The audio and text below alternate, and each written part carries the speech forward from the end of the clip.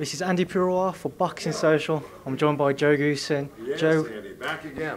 Back again. The man with the great questions. you just witnessed. Let's see if you can repeat the performance. And one more, of course. Come on. You've just witnessed your man beat Samuel Vargas. How would you assess his performance? Well, I'll assess both performances. You know, Amir's was tremendous. He dominated in that first round so completely. It looked like a redo of La Greco, that it wasn't going to go much longer. And I think he let his guard down in the second round a bit and let Vargas sneak in that right hand. But after that,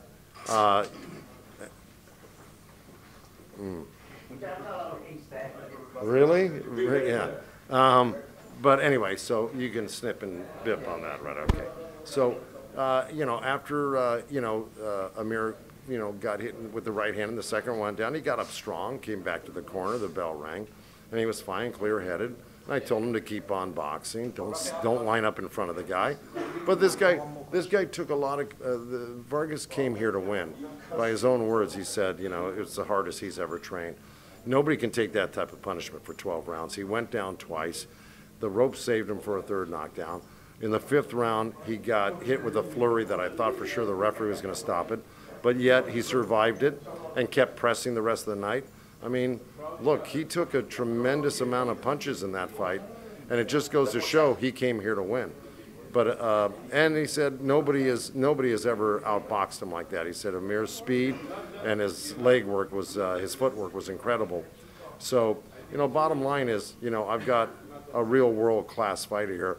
And Samuel Vargas, I think, upped his game and upped his reputation. I think he's going to be considered a lot more viable as a contender, or at least somebody who could fight contenders and quite possibly win in the future. I think he did himself a lot of favors, although he was shut out, with the exception of probably the second round. I know you're going to shoot off in a sec, Joe, so my last question. You had Cal-Brook ringside, there was talk about Manny Pacquiao. For you now, what would be your preference, and what do you think Cal would take from the fight, having watched him here today? Oh, I think a lot of Cal-Brook. I think Cal's, a tricky, fighter. I've often said that. I have nothing bad to say about Cal-Brook. I think he's good. I think he's been a little inactive, and I know he's had some injuries, and I know he's a 54-pounder, not a 47-pounder. That all being said, I think it's, the fans in the UK, although they did like the fans when Amir asked a question to the audience tonight, they cheered Manny Pacquiao, and they weren't too favorable to the Cal-Brook fight. Now, that being said, me personally, I would like to fight the legend. The eight